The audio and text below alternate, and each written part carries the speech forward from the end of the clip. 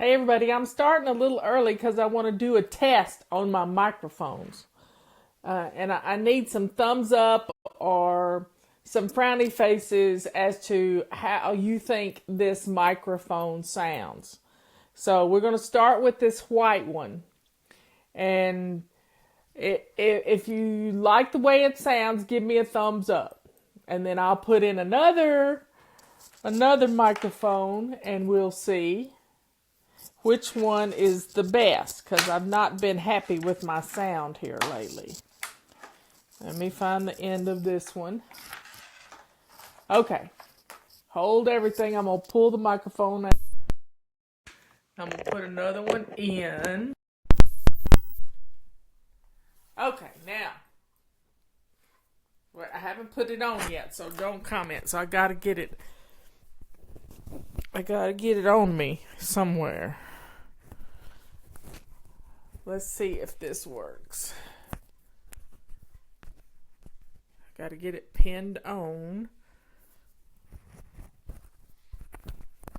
How about now?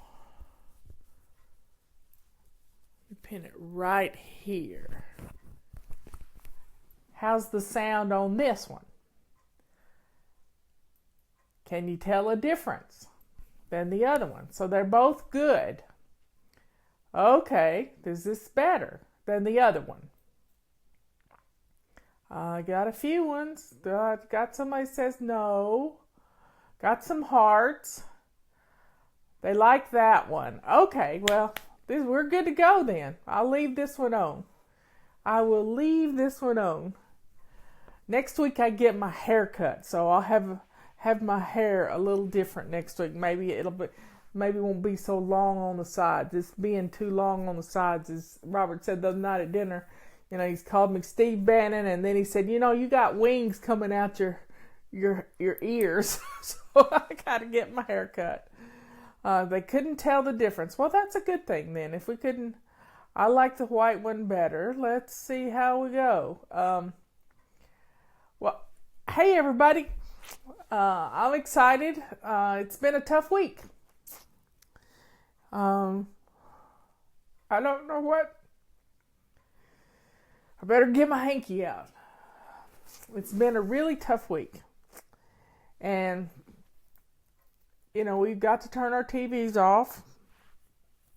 I've been trying to stay focused during the day and not look much at television, but that's hard to do sometimes.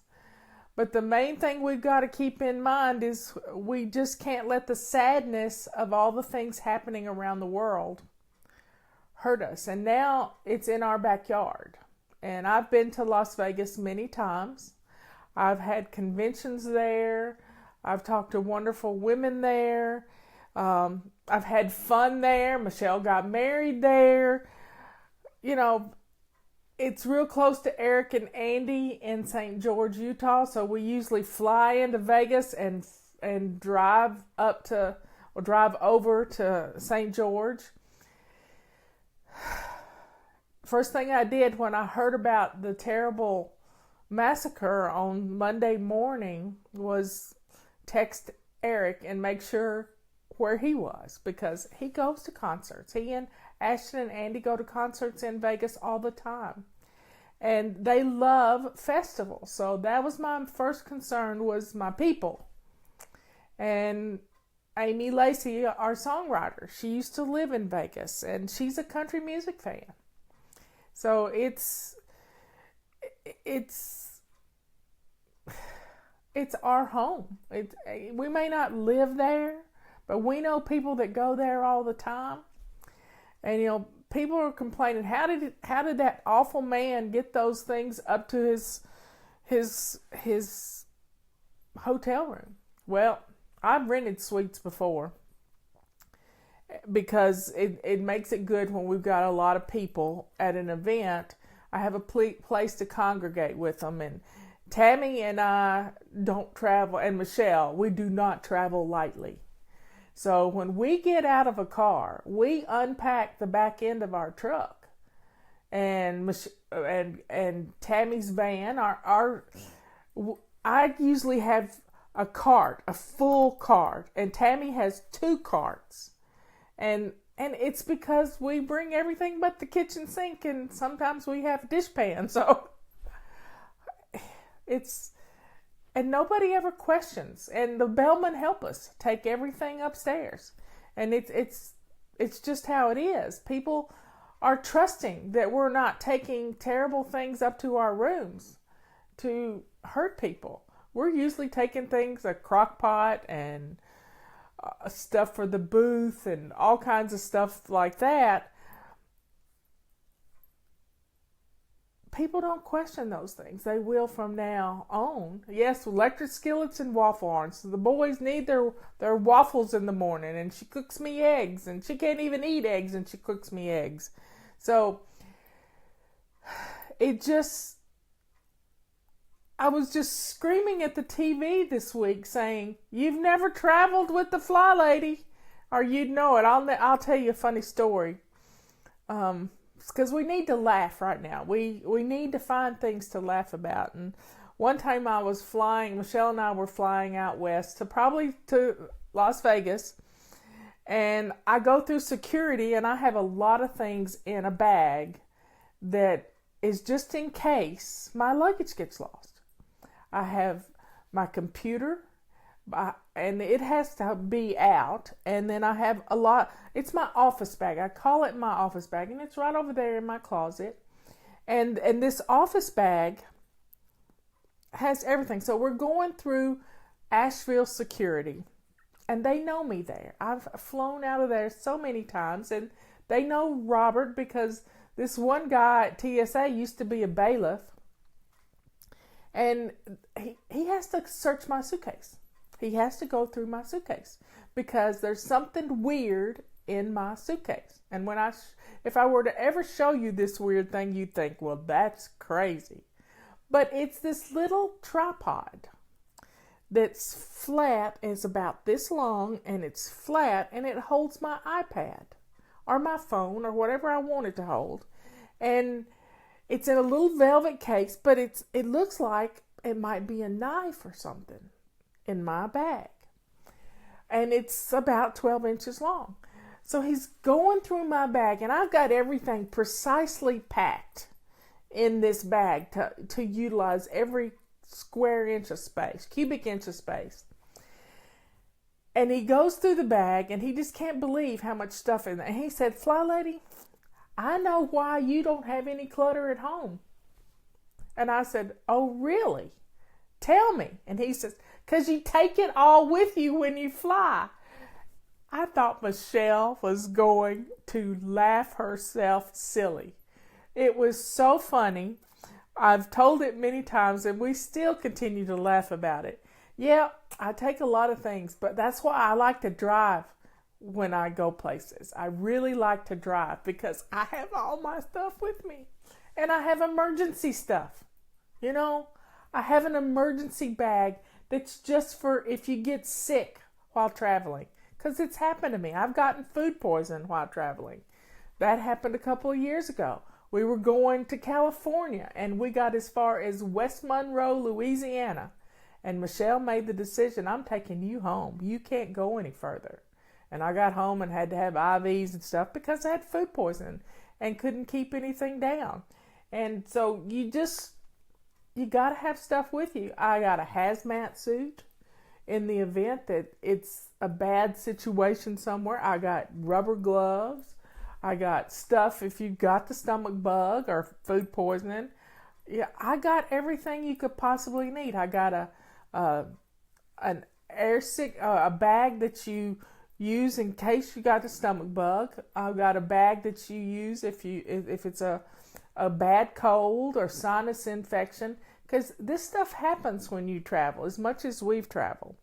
So having these things with me, it's the Girl Scout in me. It's the being prepared and knowing that I've got everything I could possibly need, and I don't have to run out to a drugstore. I don't have to, get I have a can opener and some soup and, all the stuff I would need if I got sick on the road or anybody else in in this situation. I mean, Justin's used heat wraps. We got headache medicine. We got everything in this bag. And it's nice to have. It keeps me from being worried that I don't have it. And it makes me calm. That's why I like to be in my truck and having plenty of room to carry all this stuff. And my truck has a camper top on the back of it. So everything's in there, everything's concealed and ready to go. I mean, I've got a trunk underneath everything, but I keep my emergency bag out. It's a Honda Ridgeline, so it's an effective little vehicle. It's not a huge truck, but it's just right for me, and I'm happy with it. Robert hates to drive it. I don't like to drive his car. I like to be up high, and I like to drive. And we like to take the, unbeaten path when Michelle and I go places. It's always fun to take the scenic route. And we have a good time when we travel. I got a cup to match my outfit today. Anyway, say prayers. Thank a firefighter when you can. Thank a first responder. Thank a police officer, because Vegas does something different than any other place in the country. And they have set the tone for emergency response. They pair firemen with police officers. That way, the firemen and first responders can deal with injuries while the police officers are dealing with safety. And I just love that. I watched the firefighters this morning, the chief of the fire department, talk about how they have practiced this, and they get together in teams of three firefighters and 4 police officers, and they do the things that need to be done. Being prepared. Staying in a hotel is a scary situation for me. I do it. In Nashville, we stayed in a rental house. We rented a house the last time we were in Nashville, and that was a lot of fun too, because it was just nice not being around. At the Opryland Hotel, it's huge. I mean, you can get 15,000 steps in just like that during a day. Not that I'm going to do that, but anyway, it's huge. So know your situation. I mean, Robert and I don't walk into a restaurant that he always wants to face the door. That's just how he is. The only time he doesn't face a door when we're in a restaurant is when he's got a bailiff with him or a sheriff's deputy with him. So we're always got each other's back in some form or fashion. We know what situation we're in and how we're going to get around it. When I've got people on the road, Tammy was on the road Monday driving, and it's hard to know which way to go. But I always got a weatherman on my phone on speed dial. My son is a weatherman, and there's been times when I've had to pull under an overpass to get out of hail and a tornado, because I get a call from him. He says, "Mom, where are you?" And I said, "Well, I'm in Cleveland, Tennessee." And he said, "Well, you need to take cover right now." And sure enough, we got under this overpass, and there was a sheriff's deputy right there with me. I'm on the phone with Justin, and he's telling me, just stay put. It'll pass in just a minute. It'll pass. So having a weatherman, having somebody that can look at those things for me while I'm in transit someplace is always good, because you can't do it and drive. You need a co-pilot. Michelle and Tammy and Laura have all been my co-pilots. Patty has been my co-pilot. We get to where we're going, and sometimes we make some funny videos along the way, and it's kind of fun. So know where you are. I mean, the event, the event in Las Vegas was like any festival we go to. Any festival. We have festivals in Brevard all the time. There are festivals in Asheville all the time. A couple weeks ago, we had a state fair here. There is always something going on, and they're usually free of charge. Now, this one there was tickets. My nose is itching. Am I going to have company while I'm doing the show? There is always something going on for free that we can go to, and that's fun. We're always going to be looking up now. Always looking up. So just know where you are and always have an exit strategy and see where people are, and it's just a split second for you to think about that. Just a split second. And it's the same way when we're in our homes. We need an exit strategy. I mean, one night I heard somebody come through our door and walk down our basement steps. Now, it was our technical fella, and the website has crashed, and he had to fix it before morning, but he didn't call beforehand. And you don't come in our house in the middle of the night. You just don't do it. And we have a hard, fast rule in our house. If Robert gets up and he has his gun in his hand, I don't get out of bed until he yells for me. That's just the rule. It's just that keeps us from shooting each other, because I have one and he has one. And we've had somebody come in our house. It was totally innocent and something bad could have happened, but it didn't, because we look before we shoot and we are prepared. We know how to use our guns, and our guns are locked away. So, having a plan for getting out of your house if there's a fire. What do you do? We've had a fire in our house. We got hit by lightning a few years ago. It is important that you know and you have a place to meet your family. Somewhere out in the yard or in the woods or at the next door neighbor's house.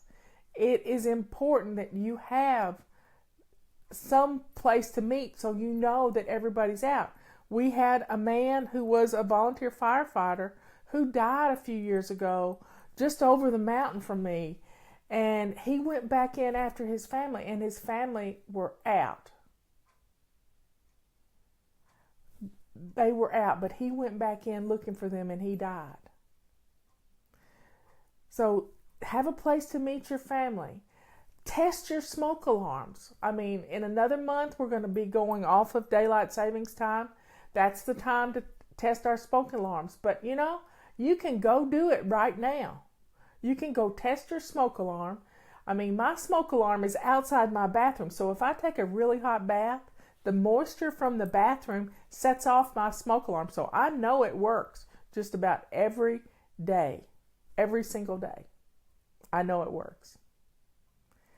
So know how to get out of your house, know how to call 911, and know your address, and have your children to know their address, because a lot of 911 systems, if you're using a cell phone, it does not pinpoint where you are in the world. And you need to know your address. We're not going to talk about gun control here, everybody. You may live in the UK and have a lot of gun control, but as I heard yesterday, people break in on folks in the UK. They break in on them while you're in the house to steal. They don't break in the United States when people are in the house. They case a house to make sure you're not there. People don't break into southern houses, that's for certain. So I like having a firearm. It's just how it is. But we got to be aware of our surroundings at all times. At all times. And the only time I've ever really been scared being out was in Dallas last year when there were riots on the streets. And I wasn't really scared. I just prepared everybody. If they're going to come on the interstate, we're driving through them. I told everybody in the car with me that that's what we're going to do. And I was driving. So I can go buy a gun today because I have a concealed carry permit. I am trained. I've been trained a long time.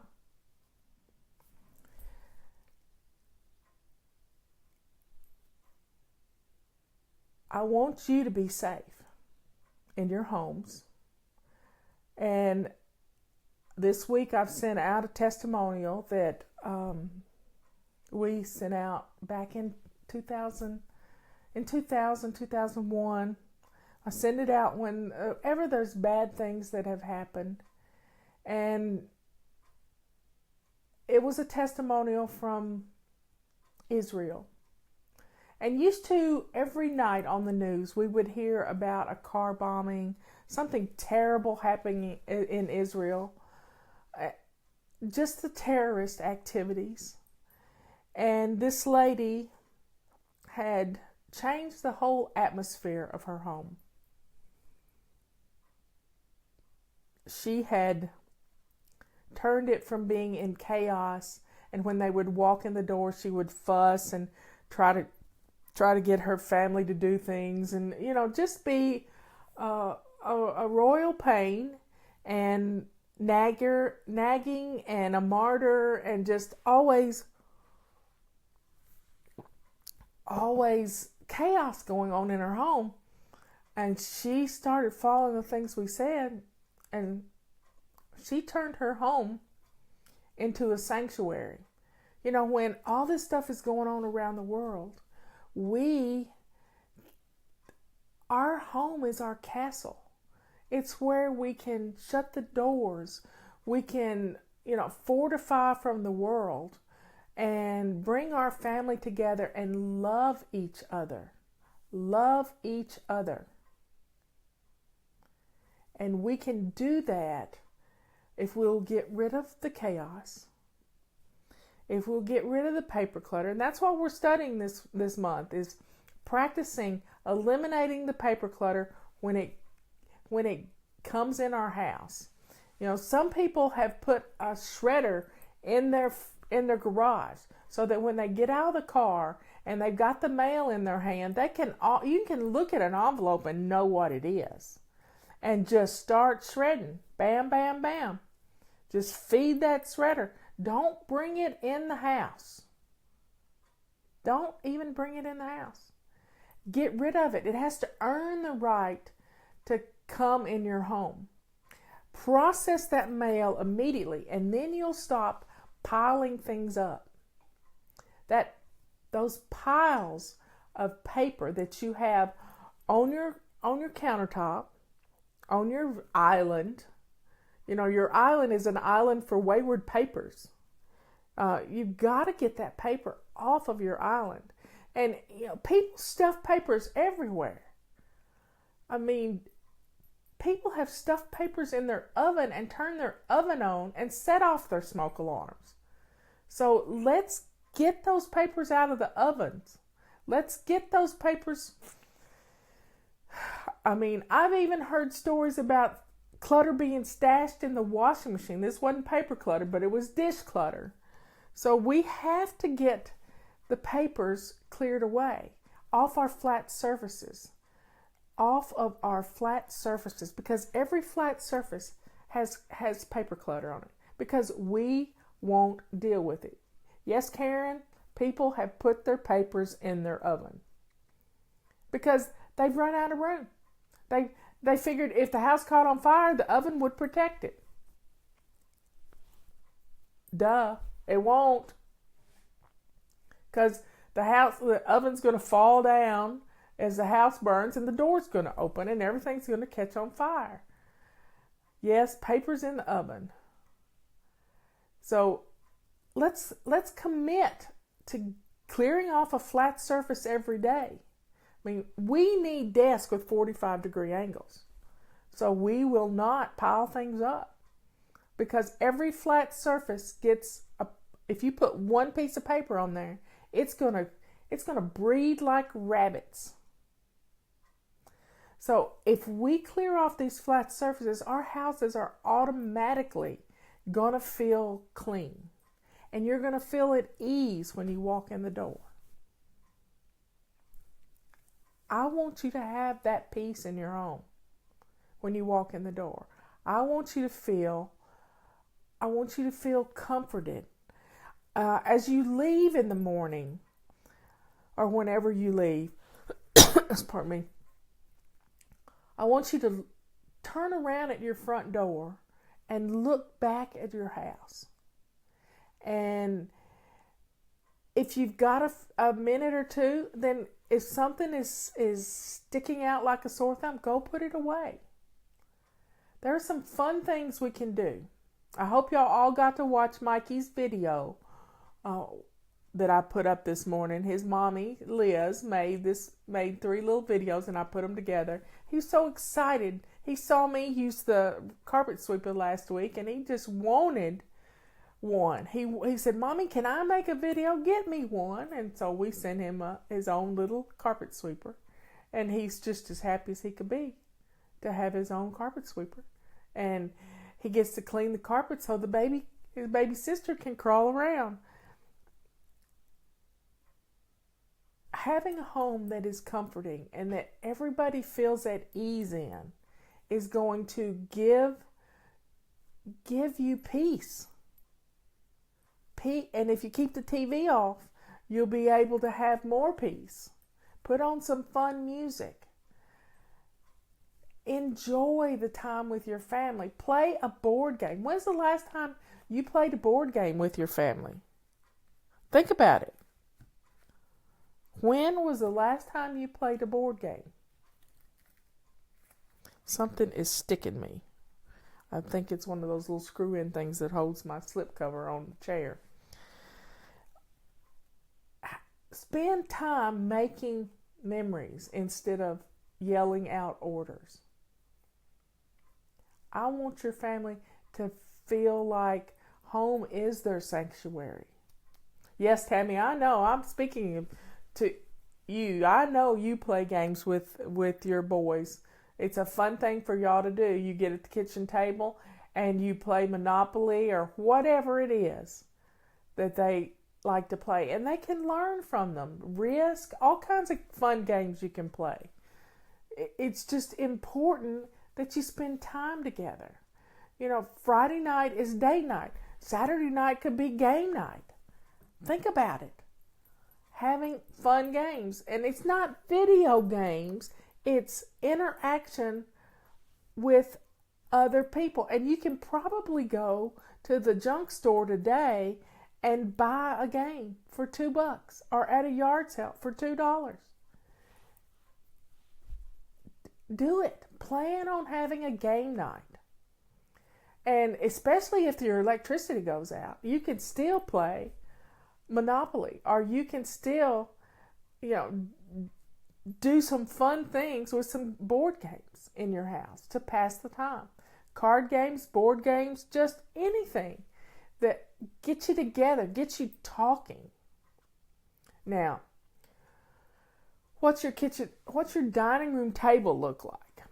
Is it piled up with papers? Have you got so much stuff on your table that you can't set the table for dinner tonight? Okay, I'm going to ask you an important question. Here it is, 2:30 in the afternoon. Do you know what's for dinner? What's for dinner at your house? I'm going to admit, I don't know what's for dinner. Robert's got chess tonight, and he won't be home until right at dinner time. So we usually play it by ear. We didn't talk about it before he left a few minutes ago. So what's for dinner? Have you got something cooking right now? Have you pulled something out of the freezer to get started cooking in a couple of hours? Did you put something on before you left the house this morning for work? You could be watching this anytime, even tonight, because I'm going to upload the videos to YouTube, and you can see it on Facebook. If it's tonight when you're watching this, then what are you going to cook tomorrow? Think about it. What have you got in the freezer that needs to be cooked? Yesterday was clean out our refrigerator day. My refrigerator was clean. I didn't need to clean anything out of it. I've got a freezer full of stuff. I can make an inventory from that to do a grocery list for next week. Have you put together your grocery list? All of these things that I'm talking about are little tiny things to make your home feel like a sanctuary. Clean off the clutter from your flat surfaces. Have something wonderful cooking in your crock pot that you can have Wednesday is a great day when you clean out your refrigerator to put stuff in the crock pot and make a pot of soup and to have soup and sandwiches. Think about it. Wow. It could be fun. It could be fun. The smell of something wonderful. If you've got a bread machine hiding underneath your kitchen sink, get it out. Throw some ingredients in it and make a loaf of bread for your family. Wow. The smell of homemade bread. I'm not eating bread these days, so the smell was all I can really do. But just take a moment to think about what memory. This week I've been talking about my grandmother, and today would have been her 103rd birthday. She died 5 years ago, and she loved Jergens lotion. She'd lather that stuff on her hands, and I have some Jergens hand soap in my bathroom, and I sent my sister Patty and Dina a box of it so they could smell it like I do every night. So every night I wash my hands before I go to bed because I sleep with my hands on my face, and I like my hands to be clean when I go to bed. So I wash my hands and I lather them up, and then I put them up to my face and I smell her. Smells bring back so many memories. Just like that bread cooking or the pot of soup cooking, that smell. I think of my grandmother when I wash my hands. Every day, 2 or 3 times a day, I think of her. And I thank God that she was a godly woman who loved us by teaching us things. She taught me how to sew when I was 7. She taught me how to fill the sink up with hot soapy water before you start cooking. And she also taught me how important leaving your kitchen with a shiny sink was. That's where it came from. My Granny Deanie. She was the youngest in her family of 7 or 8 siblings. She was left-handed. I have a left-handed son and a left-handed granddaughter. So they get that from her. She was a tiny woman. She was a spitfire. She was widowed with 2 little kids, 8 and 7 years old, during wartime and the Great Depression. And she was an entrepreneur. She had a store. I have a piece of wood from that store at my office. I may bring it here and put it up on the wall. But she was a tough lady. She worked every day of her life. Every day of her life, she went to a sewing factory and she made men's suits. Andover Sewing Factory in Mayfield, Kentucky. And she was a godly woman. She never said, "I love you," but she showed us in so many ways how much she loved us. And I remember taking a bath in her kitchen sink as a toddler. So that sink was clean enough for a baby's bottom. And she'd scrub our necks and all. She she was a perfectionist. I also learned that perfectionism can be tough from her. But what memories are you going to leave for your children and your grandchildren? Are they going to know you? Are they going to be able to say, when you're 107 years old, you've been, gone to heaven a long time, but are they going to be able to remember something about you? Are you going to give them the tools that they need to become godly parents and teach their children? What are they going to pass down to their children that they learned from you? Think about it. Your home needs to be a sanctuary from the worries and the toil and strife of outside your door. Your home needs to bless you, and you have to do it for you. You can't just do it for everybody else. Your home has to be a blessing to you. And you have to quit thinking about this is a 5-letter word that is a 4-letter word. I don't like the word chore. God gave you a home. He made you the parent in this home. This is your sanctuary. He gave you the tools. He made you the nurturer in your home.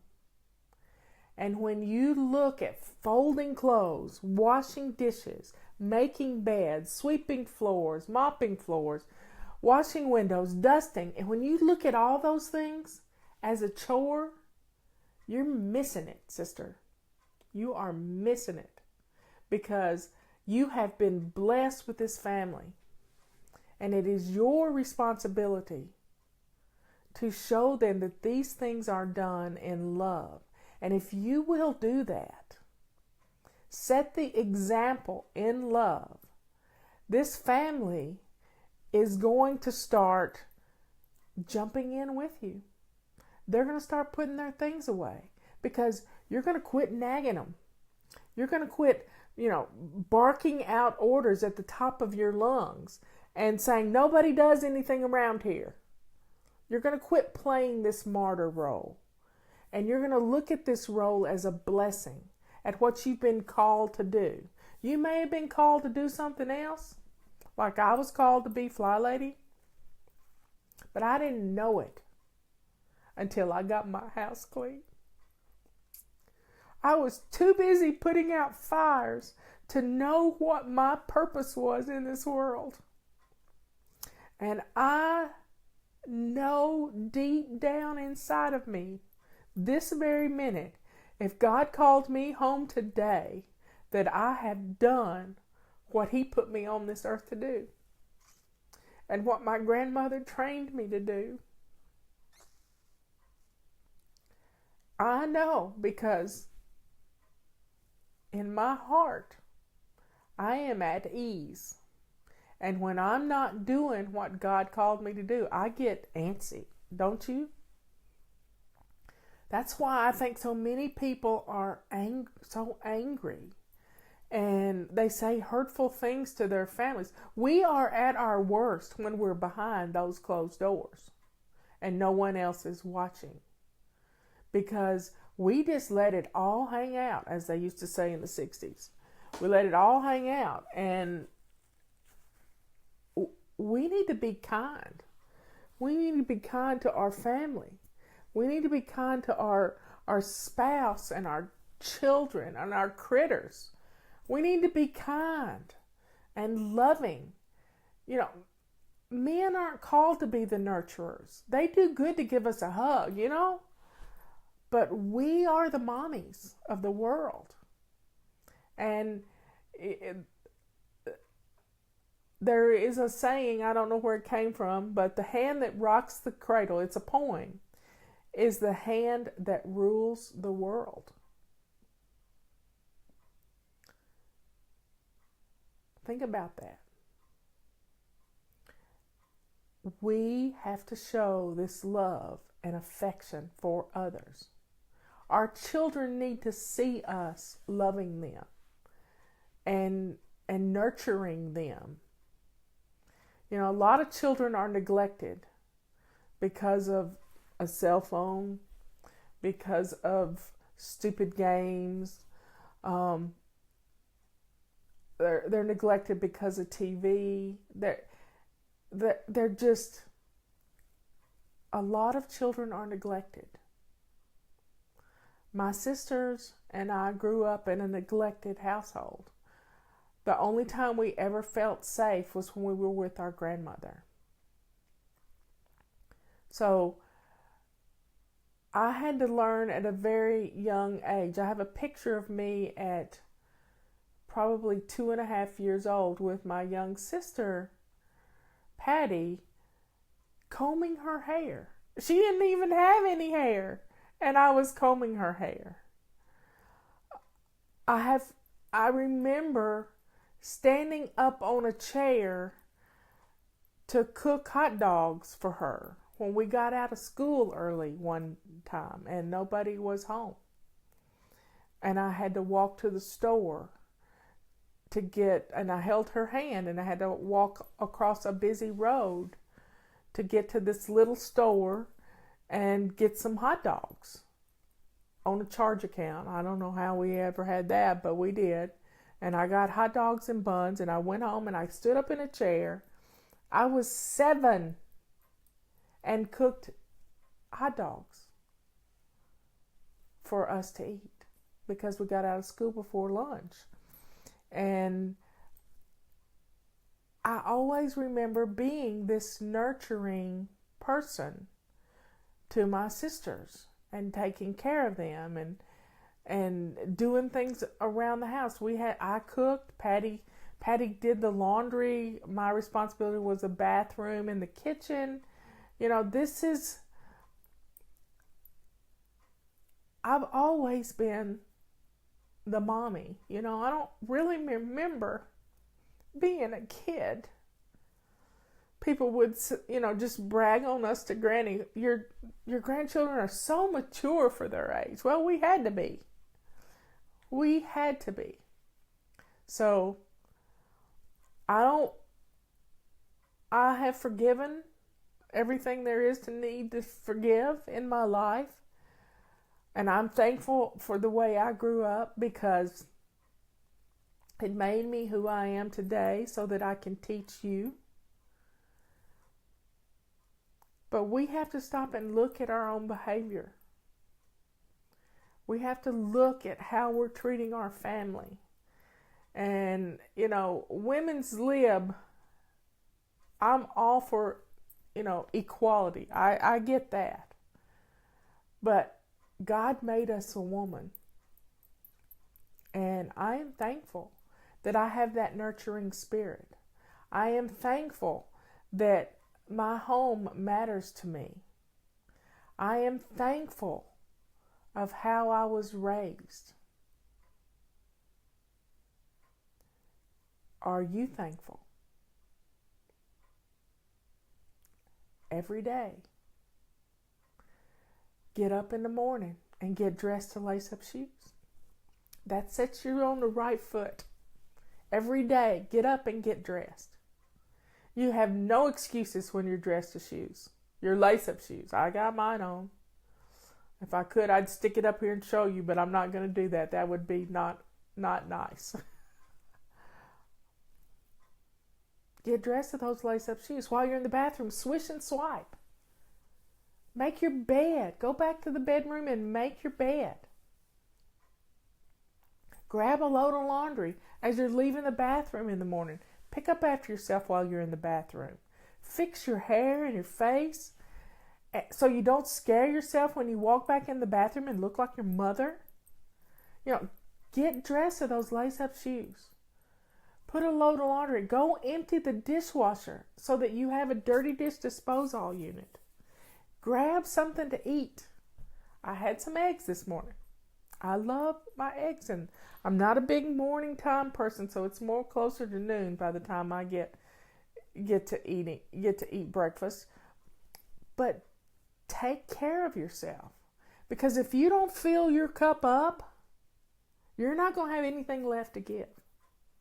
When someone needs that drink of water from mommy's cup, you're not going to have it to give. Because we go to bed way too late. I'm getting in bed earlier and earlier every night. I've been so proud of myself here lately, it's not even funny. And Robert is saying, okay, where's my wife and what have you done with my night owl, you know? So get in bed at a decent hour. Pick your clothes out the night before. It makes it so much easier for you to get up in the morning. You know, I'm right now just preaching up a storm about you turning your home into a sanctuary. Your family deserves this. You deserve to have a home that blesses you. Let's curb those mouths. Even if you have to, as Pam and Peggy taught me, put an address label over your mouth that looks like a smiley face. Looks like smiling lips. If you can't put a smile on your face, then fake one. Fake it till you make it. You really can do this. You really can. It's just a change. It's flipping that switch in your head that you're the only one that does anything around the house. Well, you want to know why they won't do anything around the house? It's because you fussed at them. They didn't do it right. I mean, when Robert and I first got married, he said, if I fold towels, are you going to refold them? And I said, why would I do that? And he just looked at me and he said, well, somebody else did. His first wife did that. I said, if you can fold towels any way you want to fold them. He loads the dishwasher any way he wants to load it. I don't change it. Now, I can put a bunch more stuff in there than he can. But I don't run it. I don't wait till it's full to run it. If the top rack is full and the bottom's like half full, I'll run it, because a dishwasher that's full of clean dishes that hadn't been emptied stands in your way. So I like to, as soon as it's through running, I empty that dishwasher and get it ready to go for the next dirty dish that needs to be disposed of. Do little things. I mean, most of the time we tell ourselves we don't have time.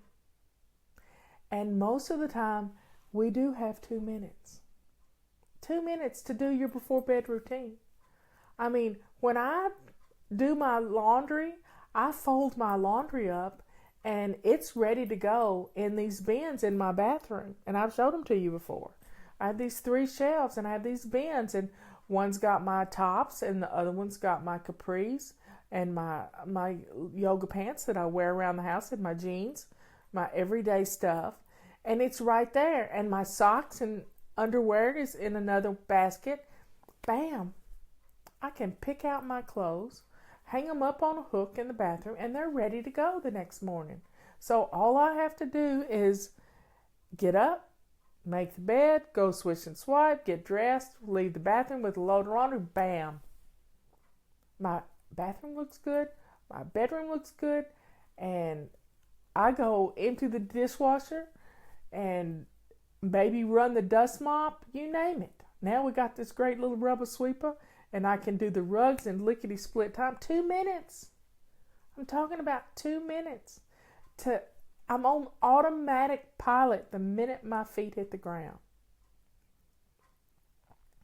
Now I do make the bed while I'm in it, and I say a prayer while I'm in it, thanking God for today. You can do this too. Your home can be on autopilot if you will just practice these simple routines. Write them on your bathroom mirror with a dry erase marker. Put them on Post-it notes on your bathroom mirror. Just bam, bam, bam. And your house is going to be cleaning itself. I'll never forget getting interviewed by someone from, it was the Sacramento Bee. And I said, your house practically cleans itself. She just said to me, well, that's a bold-faced lie. Well, you don't tell a Southern girl that she's a liar. You don't do that. And so I started explaining to her what I just went over with you. Get up, get dressed and lace up shoes, swish and swipe, make your bed, bam, bam, bam, bam. And she said, well, I've been making my bed for 30 or 40 years. And I said, see, you do it, you don't even know you've done it. Automatic pilot. Those routines. I mean, I read a book a few weeks ago called Bright Lines Eating. And a lady named Susan wrote the book. And she actually did the research for her PhD on how the brain works. And she says it takes 2 years to get rid of an old habit and establish a new habit. And Patty and I knew that it took more than 3 weeks. We knew that because Sister Patty had changed where her garbage can was in her pantry. And instead of it being on the left, it was on the right or wherever she had it. And she said for 2 years, she was still trying to drop a piece of trash in it where it was. And then she confirmed that it takes 2 years of working on these habits. Some of you have only been with me a month. Some of you have been with me 17 years. But when you're not practicing it every day, you're not instilling those habits. You're not showing your children how to do things. I mean, we got kids growing up today that don't know how to clean a bathroom. So when they go off to college, they have a nasty bathroom and mother just can't believe they're not cleaning their bathroom. Well, people don't automatically know how to do this. So they have to see it being done. Hanging our calendars. I mean, I've got a calendar right here.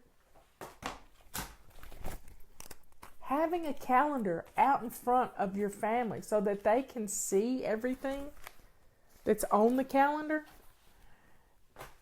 Children don't even know how to use a calendar if you hide it away from them. Don't do that. Put it in a main place in your home so that everybody can see it. And share your stuff that's on the calendar with the family so they can see when their appointments are and when their play dates. Your children will start using that calendar. They will start putting things on there. You can show them by example.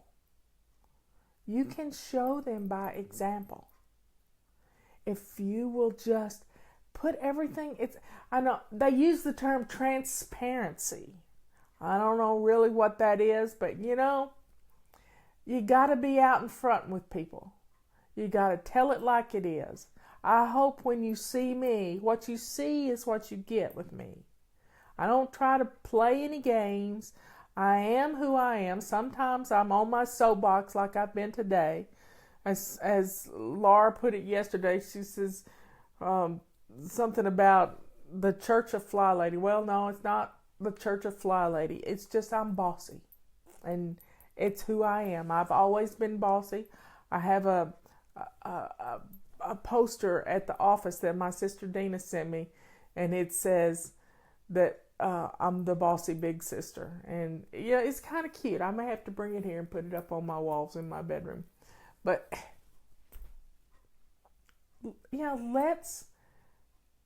let our family know who we are, the good side of us.